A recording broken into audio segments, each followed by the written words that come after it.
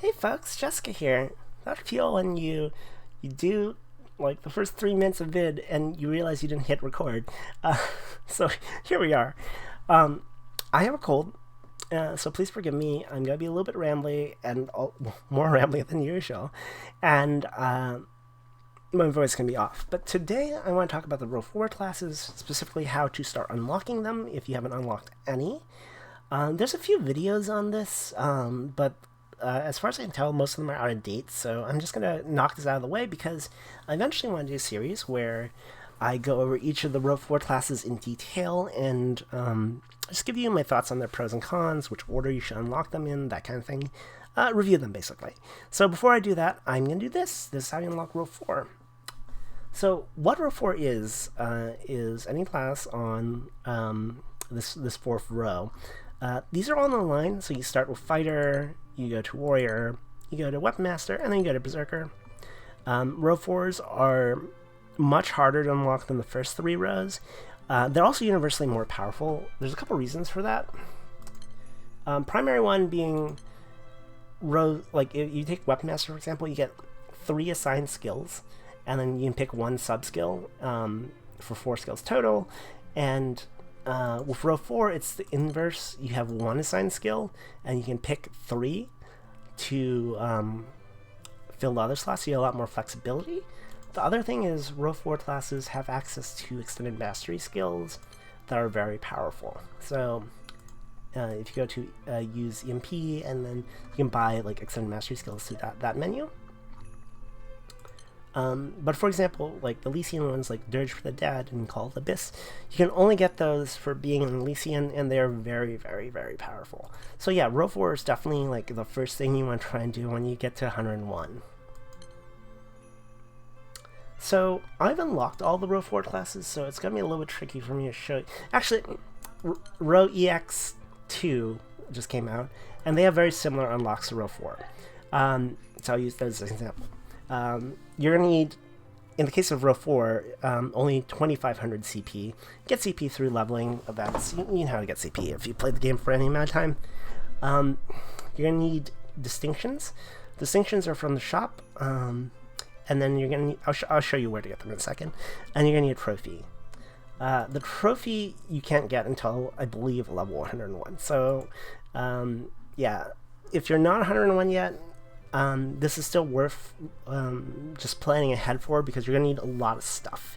And you can collect a lot of stuff you need before you actually get to the point where you can unlock it. So this is definitely a plan ahead thing to like save yourself some grief at the very end. But yeah, distinctions. You go to shop. Pendants, prestige pendants. And then you can trade 20 prestige pendants for 1 distinction. You can trade for 30 distinctions per month through this method. You can get another 10 from trading rose crystals from the Rose Queen 6-man at a rate of 3 petals per distinction. You get 10 more through that. So you can reliably get 40 a month. You can also get 3 more distinctions if you really want to get distinctions through doing the achievements for each of the class lines. Specifically the ones to host co-op maps. It takes a lot of hosts to get all 3. So debatable whether or not you want to go through all that. The other way you can get them is they can drop from EX levels, but super rare. They can drop from Rose Queen also, but those methods are pretty tough to predict.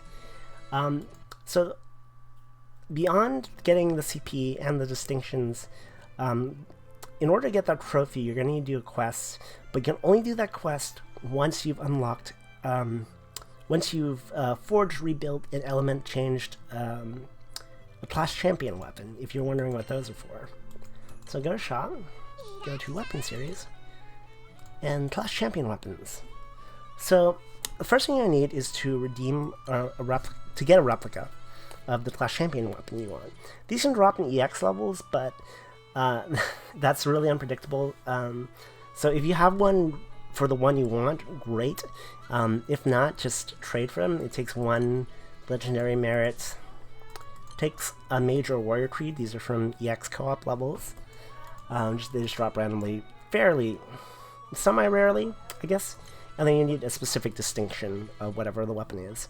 I used to give advice on which one of these weapons to unlock, just because most of them are complete garbage, to be frank. But there are a few that are actually useful / pretty good. However, since they released EX Row 2 now, those ones... So it used to be you unlock one class champion weapon, and you can unlock all the Row 4 classes. You don't need to do a class champion weapon for every single Row 4. However, EX Row 2 requires specific class champion weapons. So, Glorybringer requires that you fully element change the Echelon, this one, and Necromancer requires Capilla Vastu. So to save yourself some time, I recommend picking one of those two, Echelon or Capilla Vastu. Just because you'll unlock Row 4, and then you'll also unlock Glorybringer / Necromancer. So 2 birds, 1 stone. So trade for it. It's going to be 0 star. Just use steel bricks to get it to full uncap.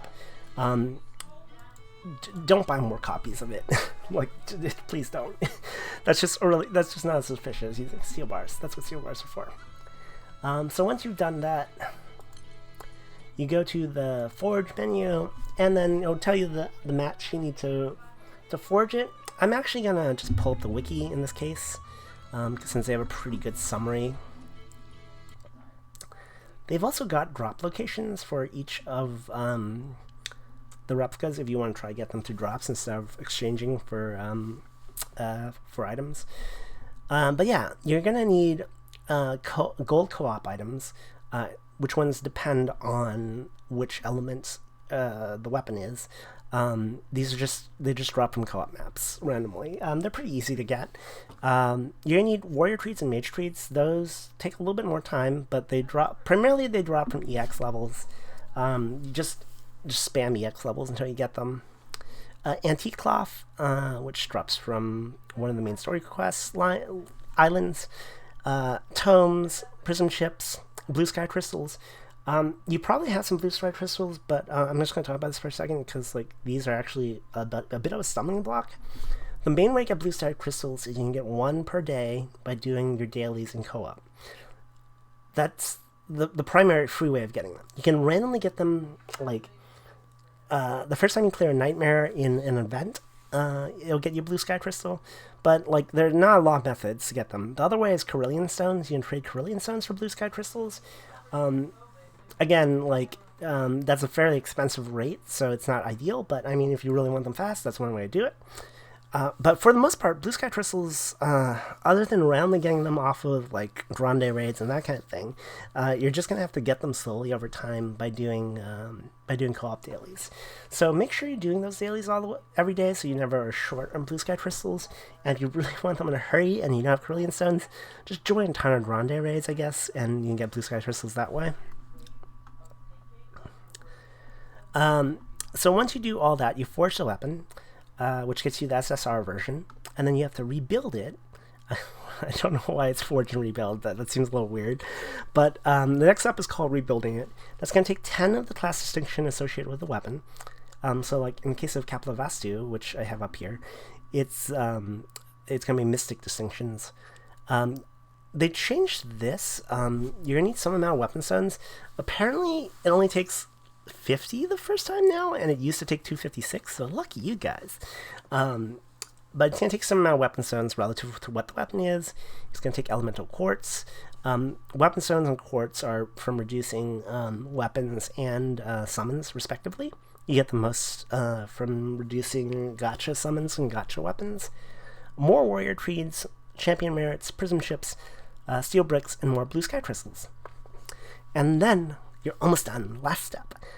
For this one, you change the weapon's element. You can pick whatever element you want for the weapon, but I will say some teams benefit a lot more from using a class. Some teams would never want to use class champion weapon, and some teams would want to use class champion weapon pretty much all the time. It just depends. Do some research on the weapon you're making and which element is the best for it, and element change it to that element, the one that benefits you most. If you super don't care which element it is and you have no intention of using the weapon, which is totally fair since some of them are bad. Excuse me, this cold is killing me. If just make the one you only have most of the materials for. Again, it's going to take distinctions, weapon stones, silver centrums.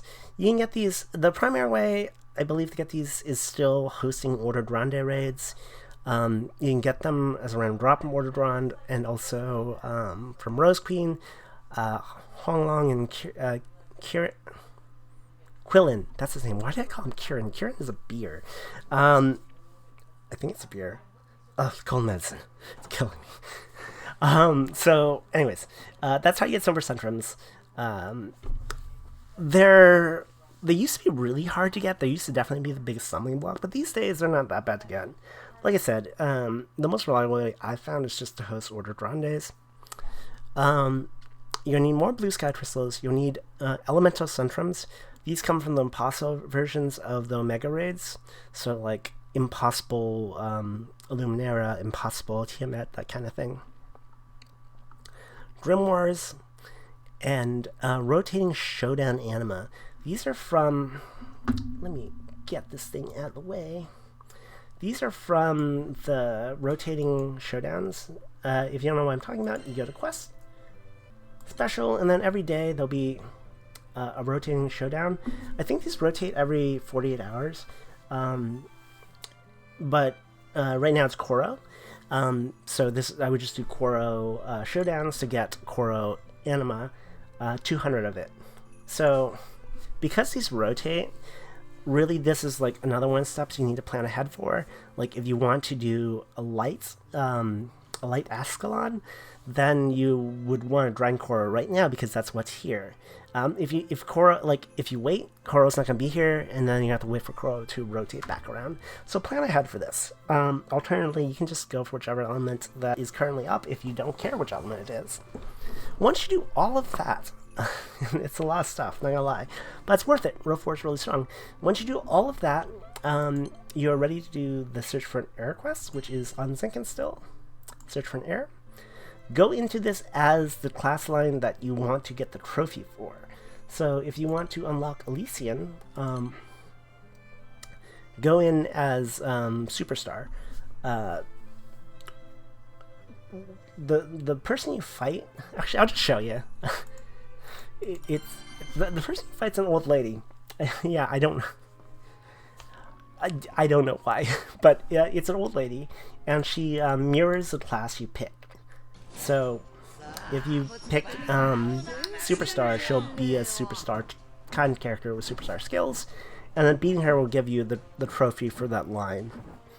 And the only advice I can give here really is bring skill, like figure out what parts of the fight you're having trouble with, and then bring skills, like bring the sub skill and summons combination that compensates for it.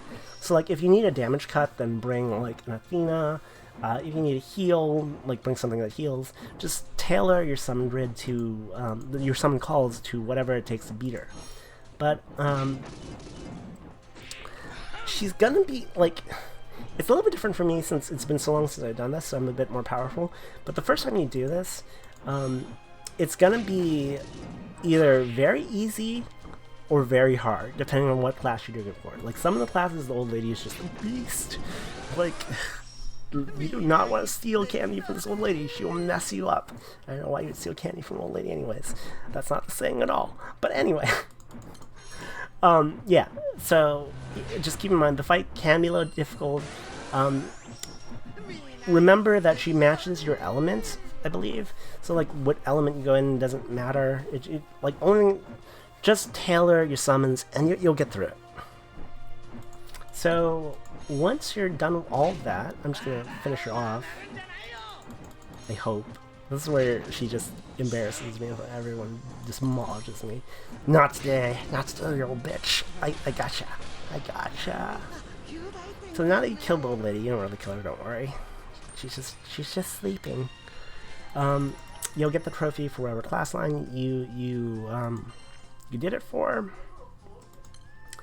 And then that should be everything to unlock class. Keep in mind you're going to need EMP points to unlock the extended mastery skill for that class. So you might still need to do a little bit of grinding to get the class to the full potential. But that is pretty much everything you need to do.